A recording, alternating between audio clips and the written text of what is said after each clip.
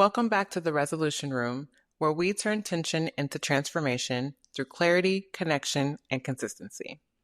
I'm your host, Dr. Nashay Lowe, and this is a space where we explore what's really underneath the moments that challenge us and how they can lead to something more honest, more human, and more whole. So let's get into it. Today's conversation is about more than just jobs or promotions. It's about who you are becoming through the work that you do.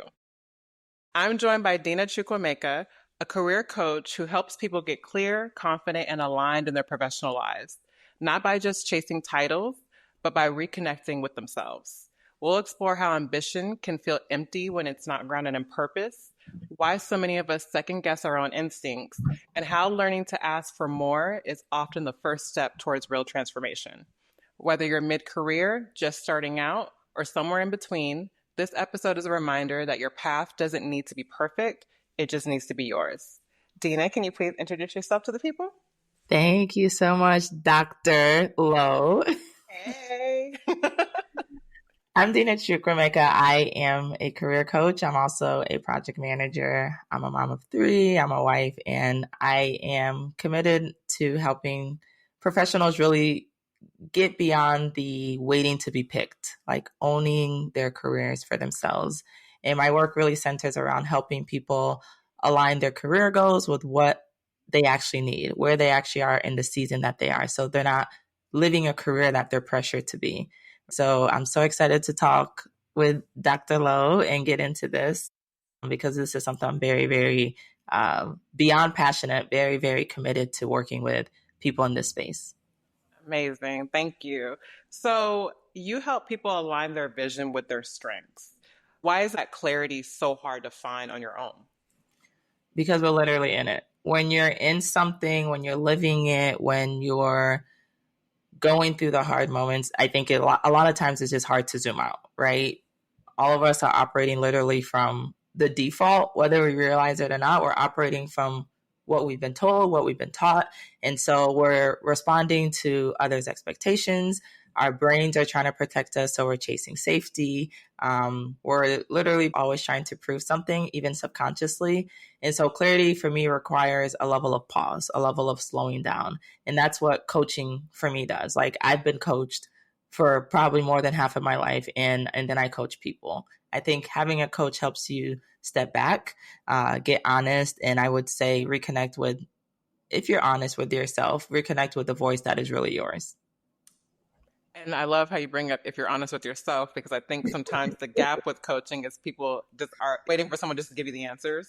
Yeah. And actually explain a little bit about what coaching means. You know, everyone has in this space of the way we use social media, I would say coaching, consulting, mentoring, they all have different definitions. I always say my job as a coach is literally to help you move forward. So when people start bringing up things of past and things they're dealing with, because it's always there, I'm always like, this may be a thing you need to work with a therapist on because there's some things you need to work on from there. Now, what I can do is literally help you move forward into that thing you're wanting to get into. And so there's different levels to coaching, but that is what I see myself as, helping you move forward. And can you talk a little bit about how you guide someone to trust themselves in such an unsure process in their lives? Yeah, a few things I have here. I would say one is getting into curiosity and out of judgment. So a lot of times we're judging ourselves, and it all starts with self-awareness. Yes, it's a word people use. People think they know what it means, but self-awareness for me is, what's the story that you've been telling yourself? And then we basically reframe that story. I'm not handing out answers. You know, you said that sometimes people expect coaches to hand out answers. I cannot give you the answers that you need, but I can help you, I would say, excavate the ones that are inside you. Like, you have the answers for you in this season. And confidence for me is built when, you already know, and looking at what do you know, and then literally taking the forward action, because confidence is built through moving forward. And then I would say a lot of times is helping people rebuild trust with their voice. A lot of times people don't know their inner voice. So I've been doing a lot of research on some neuroscience and just like looking at how do people move from a place of not just reflecting, but acting, and acting with alignment. And the way that our brains are literally wired is patterns. And so when we start making those small steps, you're talking about how do we help people trust themselves again? It's in the small steps. It's in the small decisions that they have to make. Their confidence grows emotionally, but also neurologically when they're able to literally step into that consistently. Consistency. That's the key. I was waiting for that word. I was like, you sensed it. It was coming. Exactly. And you brought up alignment, which is really important. So can you talk to me a little bit about the difference between just ambition in its own and aligned ambition? Ambition for me is chasing the next best thing. And I don't think there's anything wrong with ambition. I work with lots of ambitious people. I myself am very ambitious. I'm futuristic. I'm always looking for what can I do next? How can I grow? So that's ambition. But I think aligned ambition has more to do with something that you're building with the season that you're in. And I've come to learn that through my own life. So ambition is like, I'm just chasing. I have my own goal, whatever I had even 5 years ago, I'm still chasing this path. But being aligned is more about purpose. And so you're not just saying, can I do this? Because the answer may be yes. But for me, it's, should I do this? In this season, should I be doing this? Does this fit my life today? Does it align with my values? So can I? Great. But should I think is the better question. As you were talking, this kind of came to my mind. Do you see a difference between passion and purpose? Are those one and the same? Or do you kind of like, someone's really passionate about something, but maybe it actually isn't their purpose, you know? Yeah, so I'm a big what does the word mean person. I like defining words. Even as I coach, I'm always asking people, what does success mean for you? You know, what does family mean for you? What does promotion mean for you? So passion, I'm just looked it up now. Passion is an intense feeling or enthusiasm for something, often a personal enjoyment. Purpose is defined as a deeper reason or goal that motivates an individual. So while passion is like an inward focused thing, I think purpose is outward. Purpose is for serving others, and passion is kind of like for my well-being. That's how I distinguish it. You need both, right? But I think and we've overused the word passion so much that people don't they don't trust that word anymore, or they see that it's a bad thing to have passion. I don't think there's anything wrong with it, but you can't be passionate about your job every single day. So I think you do need both, but there is a difference. Interesting. I think even the things that you're passionate about, you're not going to wake up with that same enthusiasm every day. It just doesn't work that way. No, we're human. So, I mean, I think it's unrealistic to think just because you're passionate about it, you're going to always be excited about it.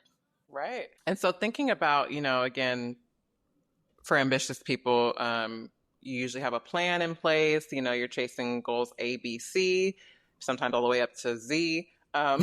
So when we think about detours in those plans, what do those look like in a career and what causes them? Yeah, I think sometimes before the detour happens, I think what is happening is a lot of burnout. A lot of times with my clients is they're burnt out or they're feeling disconnected or they're staying in roles that just don't fit them anymore. And I think this happens when, again, you may be moving in the direction you wanted to, but it might be outdated. And so we stop kind of listening to ourselves, checking in with ourselves. And then I think the fear gets a little bit loud. And then you kind of forget, what was the vision for this thing? Why did I start this thing? And so it's kind of a level of survival mode I think people get into. And I think that's where it's like people start looking like, oh, no, I have to detour. Now I have to change something, right? And the danger to me isn't necessarily the detour. It's that you're staying in that detour or you're staying lost in it too long when you can literally just shift out of it.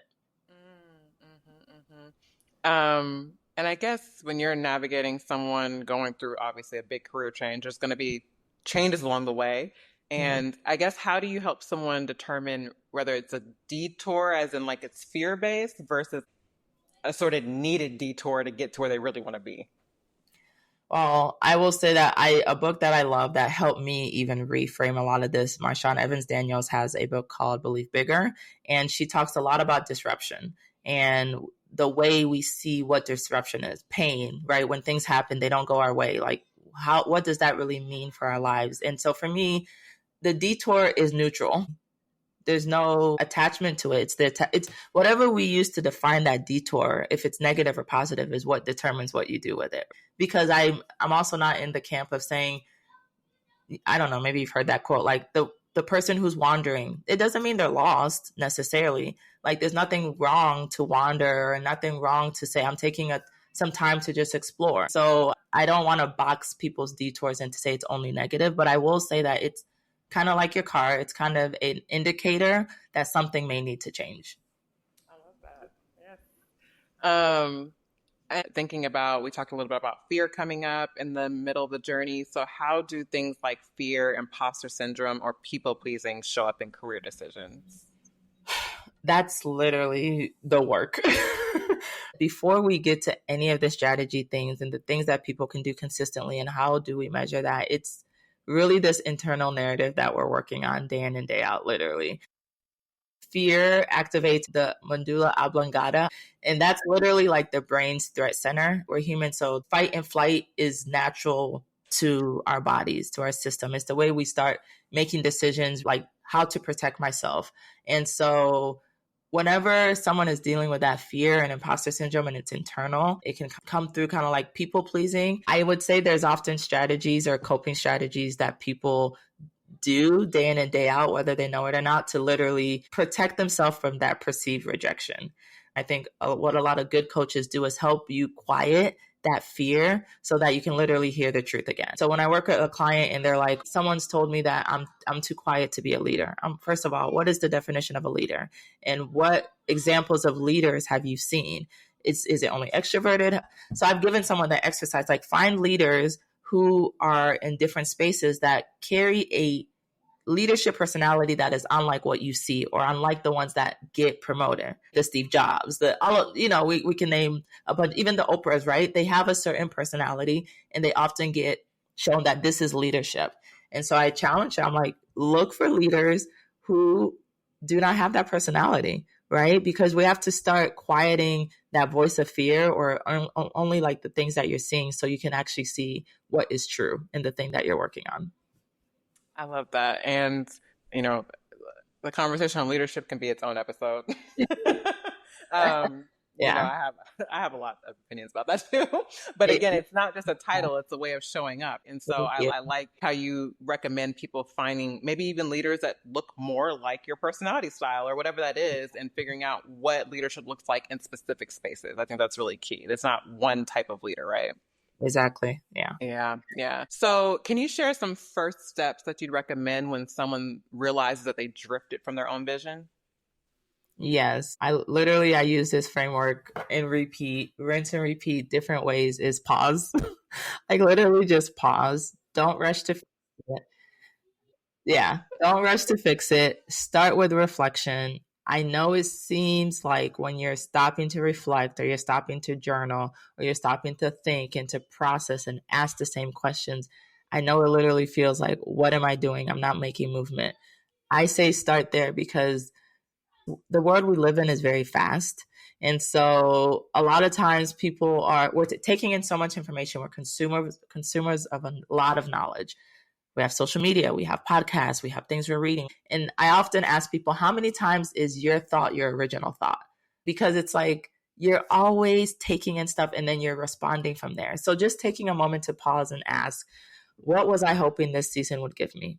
Or what was I thinking this season would be like? Or what do I feel like I'm losing in this season? So maybe what feels heavy in the detour is it's getting you to the point of what is true for now. And I would say that sometimes the shift isn't about leaving everything behind. It's literally just adjusting the lens in which we see it and then realigning our next step so we can actually step into where it is that we want to go. Absolutely. And I love that you talked about the sense of urgency that we feel every day, right? Everything is really quick. Everything is a 7-day or 30-day challenge of transforming your life. And that's just not how it works. It's not. And, as someone who uses social media and I've studied marketing, I probably was the student that people are like, why are you always asking questions? Like, I get what they're doing with some of that, but it's like, if we're going to say, let's do a 7-day challenge or a 21-day challenge or 100-day challenge, let's be honest about what is happening there. Now, I totally believe in transformation, just like you said, but it's not overnight. And I often use the caterpillar to the butterfly. It's just, to me, the most beautiful one because it's like the caterpillar is not, you would never expect it to be a butterfly. But transformation does start when you start something. 7 days can help you spark or be a catalyst to your transformation, but it's literally just a spark, and you have to keep that spark going long enough for it to truly be what you would call transformation. So for someone who's already kind of gone through this transformation process and now let's just say they're at their sort of dream job, what keeps people from asking for more? Whether they're building that job up themselves, they started a new position, but maybe they had to start off lower level, they have to go up. They've been at this company for 5 years or 6 years, and they're ready for that next step. But we always kind of get in our own way of going to that next level. So how do you Yeah. coach them through that discomfort? Yeah. Let me start here. I think a lot of us were taught that asking makes us difficult, like we're difficult people because we're asking, or that if something was for us, it would just come, it would be easy. So I think there's this idea of, because it's not easy, it's not for me. So I think we overfunction and then we under advocate. We're literally busy, busy, busy, but we're not advocating for ourselves. And so I really try my best when I'm working with clients to shift from the what if they say no to what if they say yes because I finally asked, because you asked. And so we go through this whole negotiation piece of, I mean, I work with so many HR professionals behind the scenes to understand, what does negotiation look like? Do they expect people to negotiate? And the answer is always yes, because there's budget.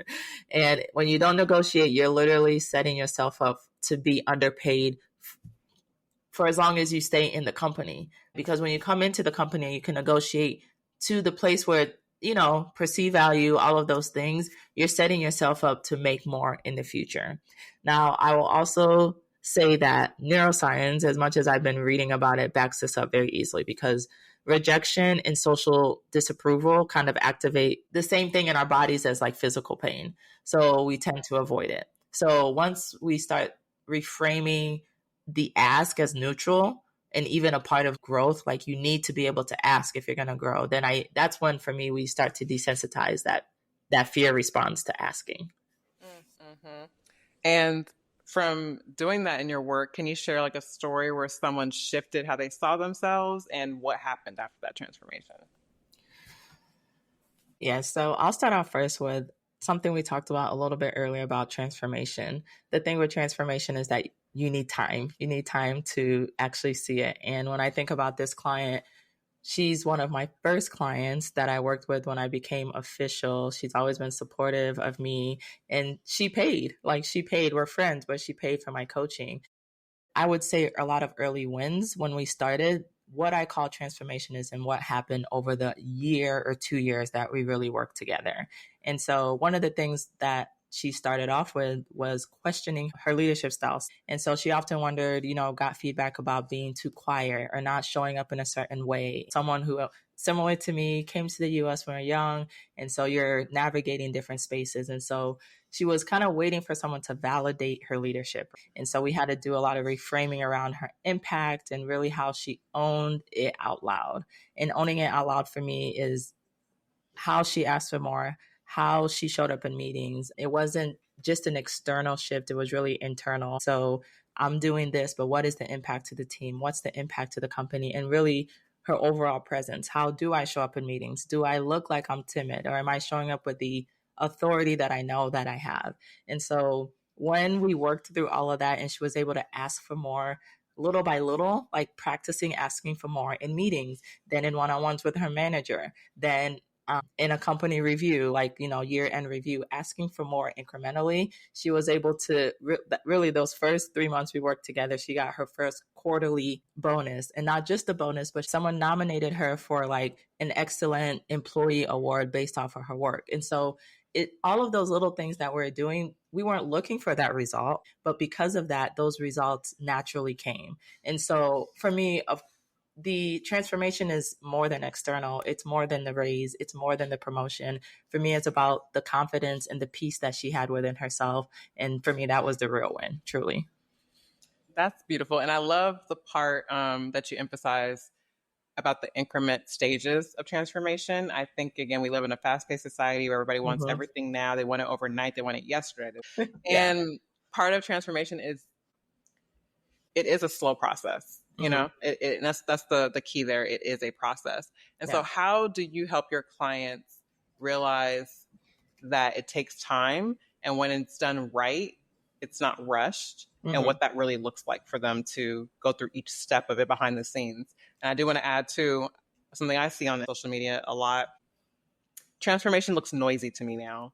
Everyone's like, it's so easy, no matter how accomplished you are, to go online and see everyone else's credentials and accolades and all these followers and all of this. And you're just like, what am I doing wrong? But the reality is, you're not seeing all of the quiet pieces that got to that point, right?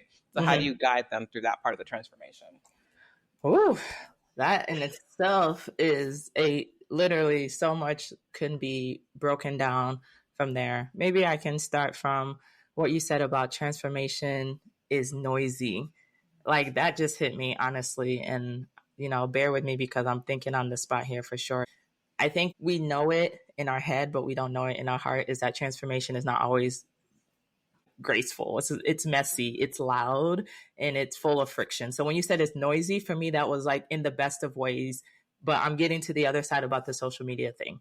And this is how I see it, is like the reason why transformation is noisy is because you're literally telling your brain to shift. You're telling it to do something totally different, right? We've been talking a lot about the neuroscience thing and how I've been geeking out on that, but you are forming new patterns.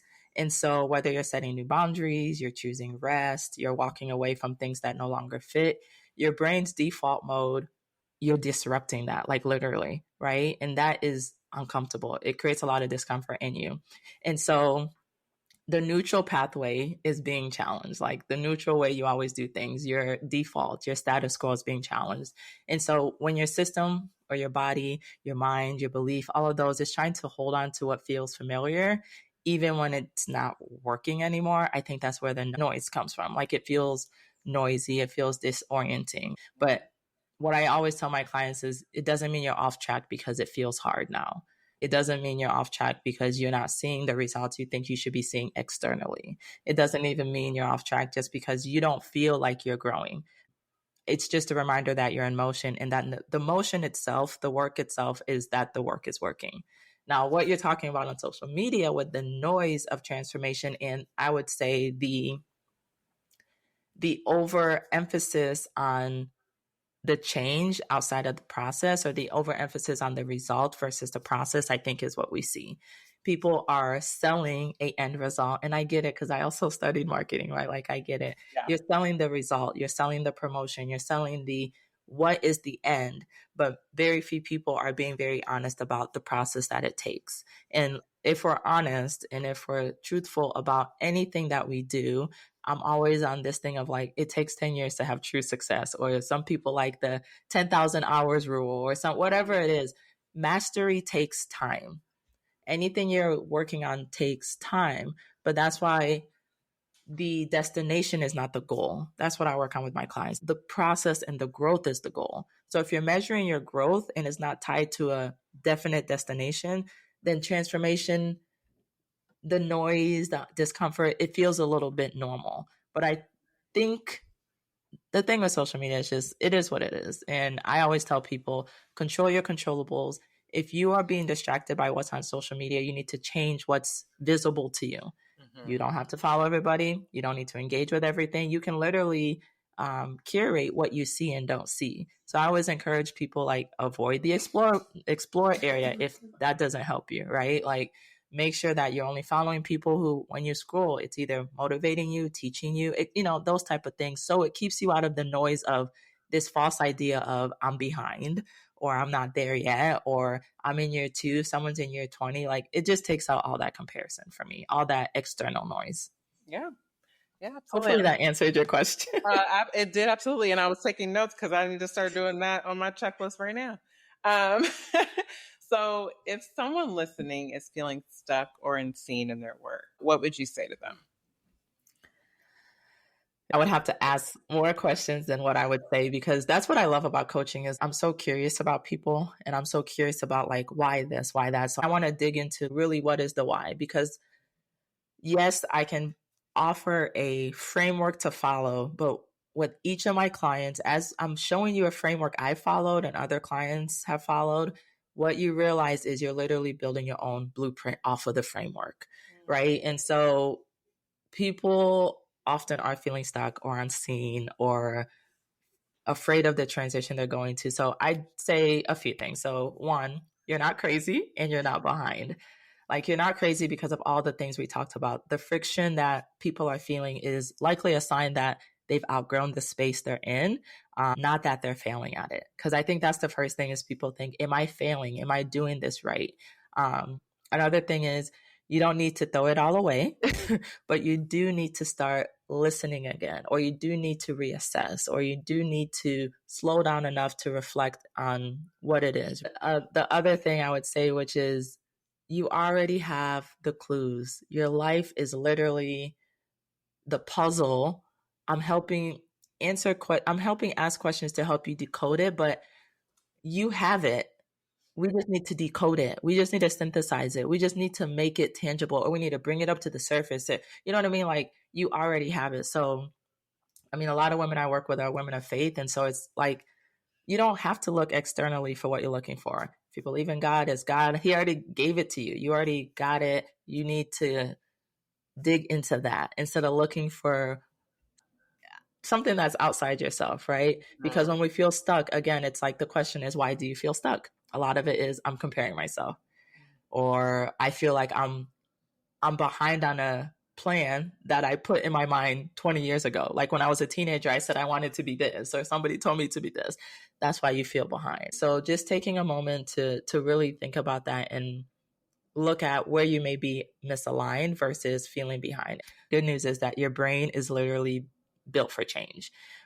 With the right reflection, with the right intentional shifts, you can rewire the way that you work, the way you lead, and the way you live, the way you think, the way you believe. You can literally create, I think it's neuroplasticity, like our brains can grow, our brains can change. And so to get people unstuck, a lot of times I start with one simple question: what do I need to do to feel proud of how I'm showing up? Like, proud of yourself. And that's an internal thing. And a lot of times people are telling me what they need to do is literally just keep their own word or keep their own promise. Because what we realize is a lot of the things we're looking for validation from other people, we haven't done for ourselves. We want people to celebrate us. Do you celebrate yourself? Like, daily, weekly? We want people to advocate for us. Do you advocate for yourself daily, weekly? You know, those type of things. So just look for those opportunities to say, I'm proud of myself for showing up like this. And so you are not stuck. You're not behind. It's literally a place of reflection, a place to ask better questions. While you were talking, I was thinking, is there any research you come across that like addresses how you approach someone from differentiating what I think I'm supposed to be and do versus what I actually want to be and do? I'm so interested because that is a part of the discussion that happens a lot. People are getting degrees, people are getting jobs, and they're still feeling a level of disconnect. There's one there.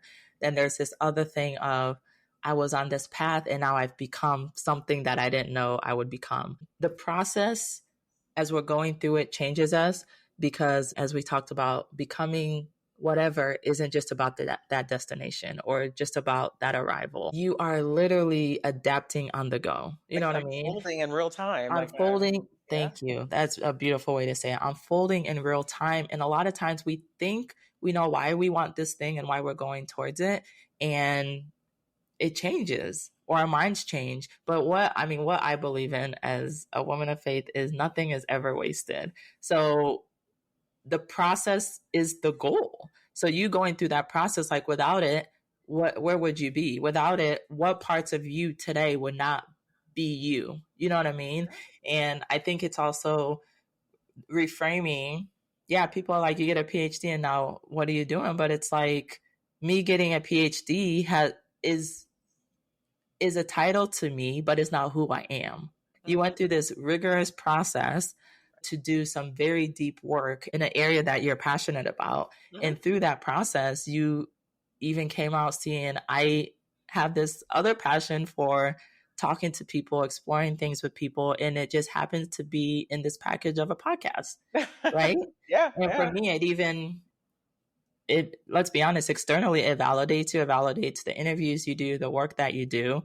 But it's just another piece of you, right? The PhD, I think, is no different than when I work with people. Even with myself, I struggled with when I left corporate for the first time, it was like, who am I without my company's logo on my shirt? Who am I without that title?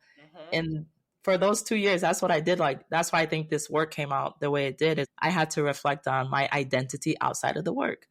And so when people are doing PhDs, I also tell them, as we're going through this process together, start trying to separate your identity from your PhD, right? Just see it as another, like military people, it's another badge of honor on you, but it's not you, right? Because who are you without it? I wouldn't say it's a balance, but I think it's a constant thing you have to be aware of outside of yourself. My own coach challenged me maybe a month ago. She's like, write your bio. And I wrote my bio and I wrote what I'd done and different careers I've had. And she's like, Deana, write a bio without all of the stuff. Like, who are you? Who are you without all of the stuff? And when I sat down to write that, I was like, it was hard. What is this? No, like it was really hard. I'm bringing it up right now because it was hard for me to be like, yes, who am I without all of the other stuff? Even though I know it, it's like, how often are we being challenged to write about who we are without all the stuff? It's not really often. And so I'm just gonna, like, I have Deana the doer and then Deana beyond the doer. I won't read the whole thing. Maybe I'll just read the first sentence, but the doer is Deana Chukwuemeka, is a results-driven project manager and career strategist known for turning complex challenges into clear, actionable pathways. Deana beyond the doer, Deana is a breath of clarity in a noisy world. She is a woman of presence, rooted in purpose and anchored in rhythm. Like, it sounds totally different. It's totally different. That first part of your bio, we sound like the same person, because I think everyone's bio sounds like that. We all of that, right? But I was, I even challenge you to do something like that, like, the PhD holder, Dr. Lowe, the PhD holder, and Nashay, the who are you? And to get to that, I think if I remember, like, I had to put 20 I am statements. And first, that's why the first one, the I am statements were really work focused. They were results focused. They were outcome focused. They were value focused. What do I give to other people? And then when I had to write the I am statement with no roles, no virtues, but focusing on my essence, it was totally different. Yeah. So there's a similar, God, I forgot where I got it from. But there was this exercise someone was telling someone to do to get to the core of who you are, like outside of your resume. And I think you had to write your eulogy and the perspective of how you want others to remember you. And that has nothing to do with titles or what you did. It's about how you make people feel. Nothing at all. Yeah, it's what we talked about earlier about the difference, I think we said, between passion and purpose. So yeah, passion is good because it's really about you, but purpose is beyond that because it's about you and how are you to other people, exactly. Right? And even in the bio, then it takes it a step further to say, yes, you may have a purpose, but what's your purpose even beyond what you do for other people? Like, what's your essence, how you show up? And of course, we know that impacts how people see you too, but even that would be something that would be more of a eulogy you would want versus the resume. Right. We're humans, so we're taught to produce, and it's not bad. It's just that we often forget that we are more than what we produce, Yeah. And one thing I took this away when I think I was I want to say in Korea is where the first time it clicked for me. But I realized just cultural differences. So 100%. When you talk to a lot of people from other cultures, when you introduce, like, first of all, one of the first things you ask someone in the States is like, what do you do? That's exactly. And then you say, when you respond, you say, someone asked you what you do, but your response is, I am the thing, not I do this thing. And a lot of other cultures that I've come across, when they talk about their work, it sounds very separate from who they are. They rarely just say, like, some people will say, like, I'm a doctor. That makes more sense to say it that way. But, like, you would just say, I work here or I do that. Like, it's instead of it having to be so attached with your identity. Yeah. One thing I walked away thinking, like, I got to get better at that. Yeah. Or what do? I help people live, or I help people be healthy versus I'm a doctor, right? Like, yeah. Thinking about how we say these things, like, it matters because we attach so much of ourselves to it. And then again, like you said, that's when the identity crises come, when we don't know how to separate the two, or you lose one of the things, or maybe something, or it changes. Or changes all the time. I think that's the issue, is because we're changing all the time.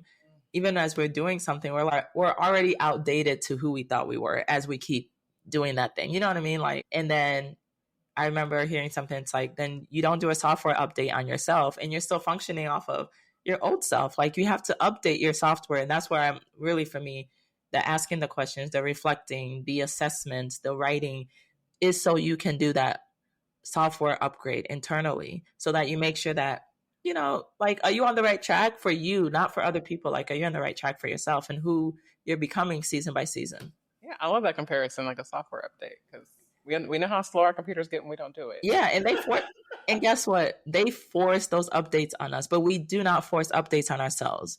We keep functioning at a default. But your phone always is going to remind you every day until you update your phone. Yep. Yeah. Yep. Well, that's what you're here for, to remind us to update, right? So, girl, you know I could talk to you all day and night. All day, all day. But I want to thank you so much for coming on today. Can you let everyone know where to follow you and your work? Yeah, so I'm Deana B Speaks everywhere on Instagram, deanabspeaks.com, to learn about my coaching, the masterclasses, Instagram, Deana Chukwuemeka. I'm sure you'll have that to spell it, but yes. Spelling for you. Yes. Well, thank you. So as Deana reminded us, clarity isn't just about having a plan. It's about listening to your own voice. Career transformation doesn't have to look dramatic to be powerful. Sometimes it begins with a quiet question. Is this still aligned with who I'm becoming? And if you ever felt stuck, unseen, or like your ambition was outpacing your joy, let this be a reminder. Alignment is possible, and you don't have to figure it out alone. As always, thank you for joining me today in the Resolution Room. I'm grateful you're here doing this work alongside me. If this episode spoke to you, I'd love for you to please share. And until next time, keep building in the quiet, because that's what will carry you forward.